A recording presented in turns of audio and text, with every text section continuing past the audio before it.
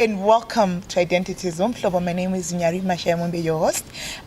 We are so excited to keep giving you the Women to Watch series, and today I am very excited. I have a beautiful, amazing, powerful woman that I am so privileged to interview today, but also to have a relationship with, Madame Divine Lukola, and she's the founder and CEO of Securico. Madame, I want you to introduce yourself. Thank you very much, Nyari. I'm Divine Simbi Ndlugula. I insist on both the surnames. Absolutely. One is mine and the other is inherited. Absolutely. I'm a mother, I'm a sister, I'm a proud grandmother, and I'm a businesswoman. Absolutely, and you're proud of the babies. I see the daughter, the grandbabies, and they're so lucky to have you. They are loved. I'm sure they are more loved than their parents. Absolutely, that's true.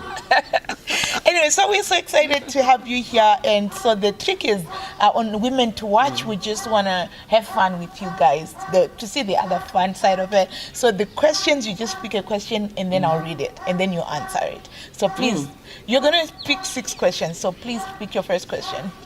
Okay, here we go. Yes. Thank you. Alrighty. So, tell us about the best part about being female, and what would you say is the worst part? Well, the best part about being female is that I can produce. We reproduce. Right. Hence, I've got children because I produce children. Right. If I had chosen not to produce, my husband would not have anything. So that's the best part. Okay. The best part is that as a woman, I'm much more resilient than my counterparts. I've got more empathy, and I make a very good business leader. And I'm sure in politics they also make better leaders. Okay. All right. The worst part is that... but which is the best part? Yeah. But there are also women who may not have kids. Yes. But we're focusing on you, so that is your best part. Yeah. You're allowed to do that. Okay, thank you. And then the worst part of being a woman? Well, the worst part is that there are people that are very uninformed. Right. And when they look at you, they look at women in general as objects. The first thing they think about is how would it feel like? Okay. So that's the worst part. You don't want people to be looking at you with dirty eyes. Right. So you can almost feel it when someone is looking at you that they are saying this. Yeah. So that's the worst part. Yeah. Thank you. Wow. You people, you guys especially, when you're watching or looking at women, don't be like looking at us. And I guess there's another worst part. Yeah. The worst part is some of the uninformed people, they look at a woman and they think, well, can she be able? You sit in a boardroom. Yes. They start wondering. There's already prejudice. Yes. And they think, what is she going to say? What's coming out of those lipstick lips? Because they think it's just nothing that will really come out. Just because they look at women as objects, other than that which they think they do not. Yeah, they do not. But I think it's just convenient thinking, because these are the same men who are raised by... Is it just men, though, who look at women like that? Or also women included? No. It's generally men. It's men. Yeah. Generally men. So, but they forget that if the same men, when they're thinking about their mothers, they think about genius women. But then they deliberately begin to look at other women as incapable. But anyway, let's thank you very much. Yeah, but I must also put in a rider here. It's not every man. I said some. Absolutely, exactly. Yeah, because then yes, this is why so I said important. I qualified it by uninformed. Yes. Men. Absolutely, and I think that is a very important point to make, because we do have a lot of, informed and very progressive men. Yes, progressive progressive men out there. Thank you. Next question, Madam. Right. That was a good one, by the way. That was a good one. That was a good one, and you're passionate about it. This is a better one. There's always a better one, don't worry. So time management. how do you manage your time around being, if you were to talk, you're talking to young women also and young men, right? And how would you advise someone to balance their time between their studies, their work, church, family, being a friend, a mother, a grandmother? You were once a wife. I know Mr. Lokola is late. May his dear soul rest in peace. How do you also balance around voluntary work, hobbies, doing Rico's farm? So it's pretty much how you would, from your own life, how you do it and how you would advise someone else. Well, time management is always one of those very difficult aspects in our lives, particularly when you get to a certain level. As you might be aware that you have been trying to touch base. Yes, a long time. I'm supposed to go to record for some weeks now. It's a bit fluid because of time. Yeah, absolutely. How we manage. And the lockdowns as well. Yes, of course. How I manage my time is really about prioritizing things that I think are more important before I do the next thing. Okay. So obviously I somehow I manage to balance everything that I've got to do. Right. Everything that you've mentioned there, I do it. Yes. How I do it is obviously I have got to plan. I certainly have got to sit down and plan. I plan my year ahead. Right. But then it breaks down to monthly. Then it breaks down to weekly. Then it breaks down to daily. So it is really having a meticulous plan, which starts from the 12 months. What do I want to achieve by December, as an example? What do I need to start doing now to be able to reach that stage in December or in August? So it's about sitting down with yourself and planning and saying, okay, my every Saturday mornings, I have got to touch base with my friends. You have breakfast with a friend. Right. Or every Friday evening, I know then I'm slotting myself on the Saturday now that I know. Every Friday, I have got a slot. Fridays, usually I've worked so hard from Monday to Friday at 5 o'clock. At 7 o'clock, I leave the office, I've shut down, or at 6 o'clock, we go out and have a glass of wine with my friends. So there I've already managed one constituency, the friends. Wow. And then, of course, the school holidays, my grandkids are with me. Right. So then how do I manage that? I ensure that obviously every morning if I have got work to do, I deal with it and finish. Perhaps from 3 o'clock and so on, I am playing with them, we are swimming. Right. And then, of course, I then prioritize and say, how do I maximize the time that they are here with me? They are here maybe for 3 weeks. How do I maximize that time? I go away to the farm and to spend the 10 days, perhaps, yes. And we have got more time. While I'm working, I'm with them.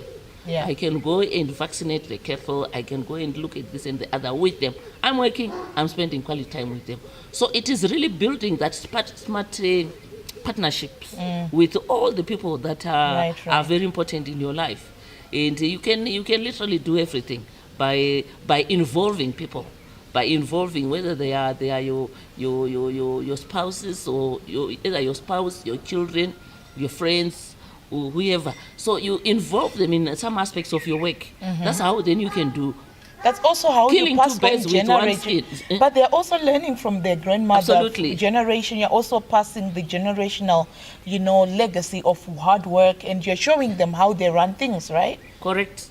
Basically, you're eating 3-4 birds with one stone. Wow, amazing. So you never actually say, I don't have time to do this, or I don't have time, I'm too busy. You can actually deliberately think. And I think one of the things that COVID has justified, which I'd already started doing, was working from home, but also incorporating these other aspects to say, so for example, I also do I can say I'm going out with my friend on a Friday. And these are sometimes business partners. They can be friends, partners. You do a lot of things, being deliberate and all. Anyway, thank you. Yeah, and I think the beauty also about COVID is that online meetings they demand less of your time because you're not driving up and down. Yeah. So that certainly does help. Yes. And I'm sure you're aware that I am in a number of community issues that I'm involved in.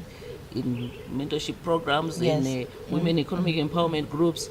I have time. I get a lot of speaking engagements. Right. I always have time to slot those in between my work. Yes. And again, when I'm meeting some of these people, I'm meeting them I'm not just doing work.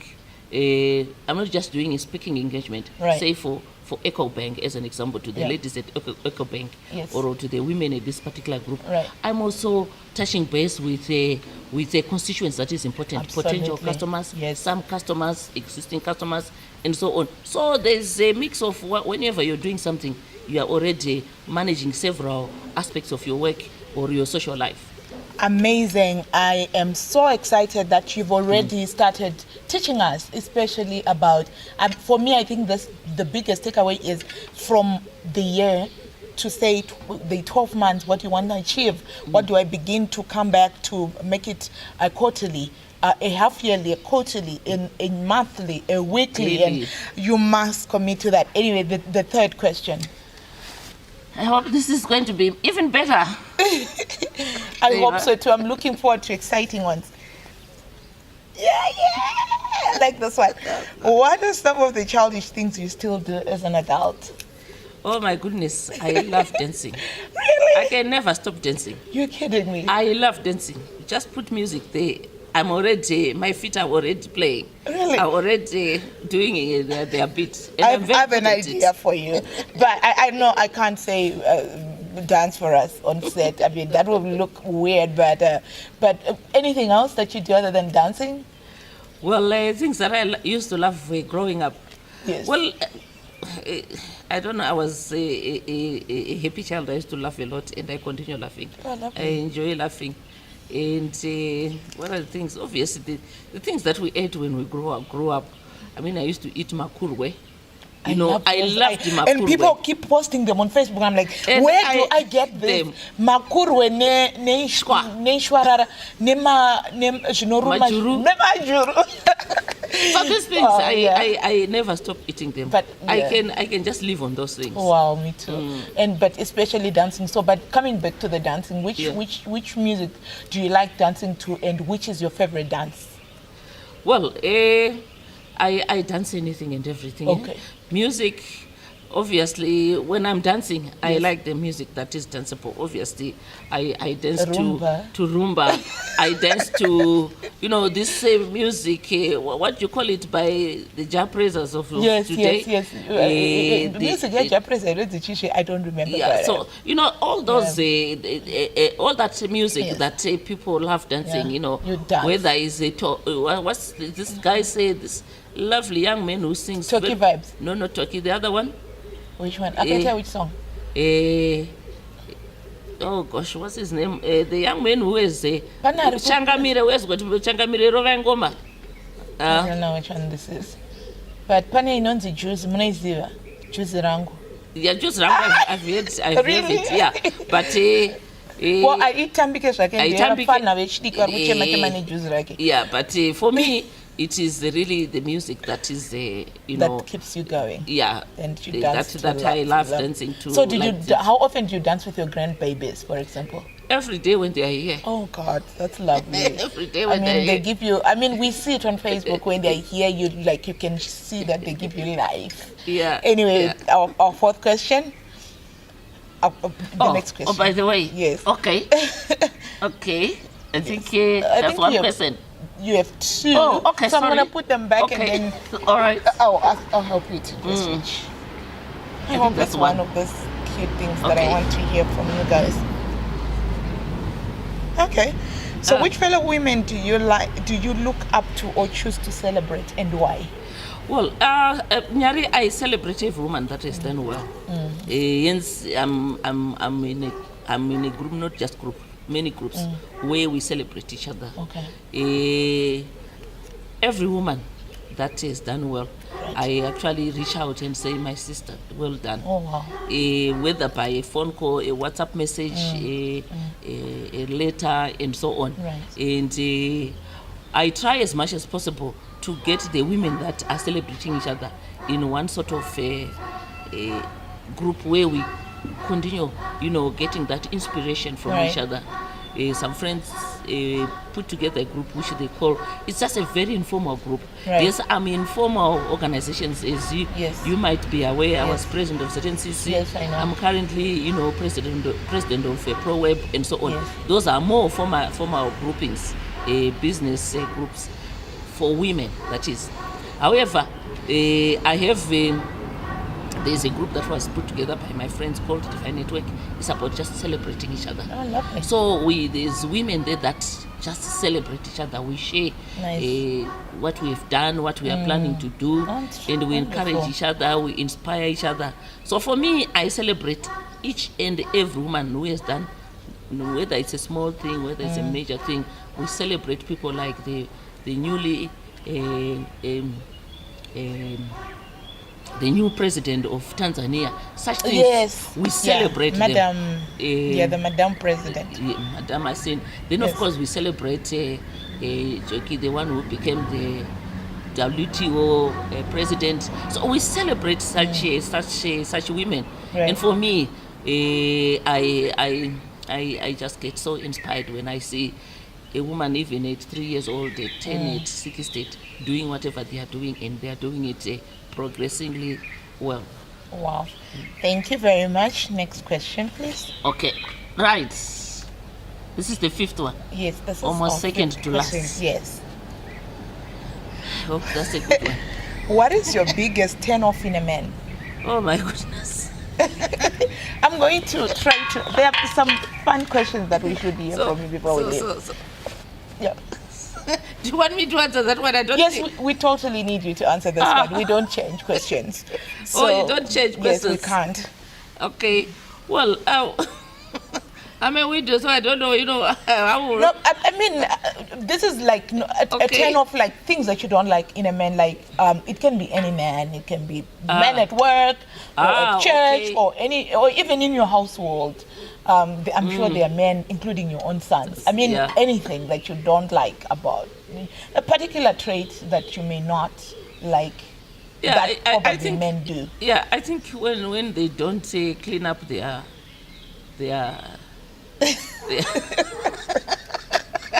when they don't clean up their toilet seats. Okay. They go there, they leave, and they think someone is coming after to wipe whatever they've left on the toilet seat. Oh, I don't like that, and it's usually men who do that. Yes, but then I always find it funny that women are the ones who complain a lot, but women are the ones who are raising these men. You allow them to do whatever they want. As boys, you are the ones who enforce cleaning from the girls, and then the boys are let go. And then at what point do you expect them to, boom, they're now grown up and they changed men when you didn't raise them like that? Yeah, it's unfortunate. It's not every woman who is not teaching their son to maybe a few are teaching. Yeah, a few and a number are now teaching. Right. But for those that grew up maybe in our time, they were socialized to think everything will be done by a woman, by somebody, someone else, a woman in particular. So those are the group. That is maybe the group I'm talking about. But you will be surprised the young men who are rising up have the same problems. Yeah. I mean, just talking about the gender-based violence that's going on, and you hear words like, "Oh, she doesn't respect me. She's asking me to do this, that." But these are young people, our age or younger, who are rising up, who think that they're being challenged by women when they're being asked to do certain things. Yeah, certainly we still have got work to do as women. Yeah. We really need to teach. We need to educate our sons, so that obviously this turn of events eventually evolves to go away at some stage. Yeah. But certainly currently we still deal with it. But yes, as women we've got a part to play to ensure that... and of course men as well, fathers must raise sons and daughters. Yeah. Yeah, absolutely. Well, thank you. Next. So this last question. Well, the last question actually. Oh, okay. Your final. I don't know which one I should take now. Oh, let's see. Let's see. So where is your dream vacation holiday, and would you wear a bikini? Yeah. Well, my vacation place, my kind of vacation place. Yes, your dream place. Yes, it's really out of the mating crowd. Like Shikopam, would you say? Yeah, yes, that. But if I really want to be going away and really enjoying a quiet and peaceful time, and obviously at the same time, enjoy. It's places that I've been to a few of them. There is I don't know if you know Pamshana Kemlo. I've heard about it. I've yes. never been to Pamshana, can you imagine? Yeah, but there is there are 2 lodges in that conservancy, in the Malelangwe Trust. There is Nduna Lodge. There is also Pamshana Lodge, which is a really 7-star, really high end. Wow. And I'm sure you know these stars. American celebrities come there quietly, but there is one which is not as expensive. Perhaps it's about 4 or 5 star in the same way conservancy called Ndona Lodge. It's a beautiful place in between these big mountains with a dam there, and it's so that's just, your dream. That is my dream. Okay. I've been to other places, like there's a place called Grootfors in the Western Cape. Okay. In the Western Cape is also in South Africa. In South Africa, in a 1,000 or 3,000 hectare conservancy. Is just in the middle of nowhere. Beautiful place where you can really relax. And so how do you maximize and utilize such a time at such beautiful big places? Well, I just love sitting by the pool. I just love sitting, watching the sun go down. If it's on a waterfront, I like water sports. I like boating. I like fishing. You fish? I'm that's one of my favorite pastimes. I fish. I fish even in Dishkomborero. If ever I get time every day at 5, 6 o'clock, I go fishing. Wow. Muchito bata makwaya? Yes. Wow. Yes. Muchito bata makwaya. Don't know become a choir for that evening meal. So those are the things that I love to do. You know, fishing and if there's water sports, I would like to just sit in the boat.